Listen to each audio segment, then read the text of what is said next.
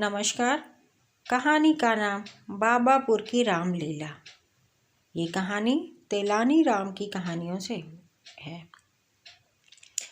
हर वर्ष दशहरे से पूर्व काशी की नाटक मंडली विजयनगर आती थी।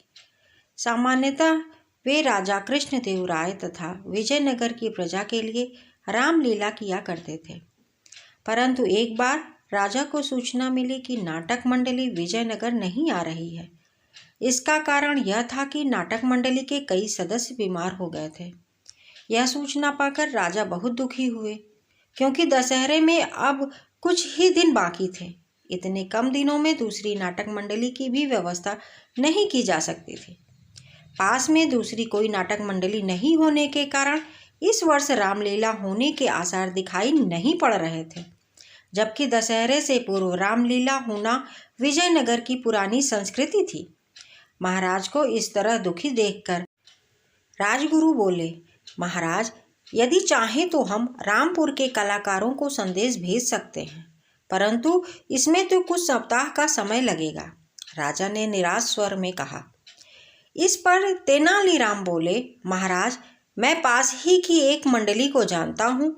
वो यहाँ 2 दिन में आ जाएंगे और मुझे विश्वास है कि वे रामलीला का अच्छा प्रदर्शन करेंगे। यह सुनकर राजा प्रसन्न हो गए और तेनालीराम को मंडली को बुलाने की जिम्मेदारी सौंप दी गई। साथ ही मंडली के रहने व खाने पीने की व्यवस्था का भार भी तेनाली के ही सुपुर्द कर दिया गया। शीघ्र ही रामलीला के लिए सारी व्यवस्था होनी शुरू हो गई। रामलीला मैदान को साफ किया गया, एक बड़ा सा मंच बनाया गया, नवरात्र के लिए नगर को सजाया गया।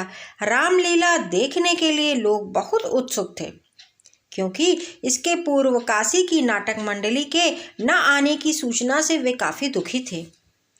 परंतु अब नई नाटक मंडली के आने की सूचना से उनका उत्साह 2 गुना हो गया था। महल के निकट एक मेला भी लगाया गया था। कुछ ही दिनों में मंडली रामलीला के लिए तैयार हो गई। राजा, दरबारी, मंत्री व प्रजा प्रतिदिन रामलीला देखने आते। दशहरे के दिन की अंतिम कड़ी तो बहुत ही सराहनीय थी। मंडली में अधिकतर कलाकार बच्चे थे। उनकी कलाकारी देखकर लोगों की आंखों में आंसू तक आ गए। दशहरे के पश्चात राजा ने कुछ मंत्रियों तथा मंडली के सदस्यों को महल में भोजन के लिए बुलाया। भोजन के पश्चात राजा ने मंडली के सदस्यों को पुरस्कार दिया।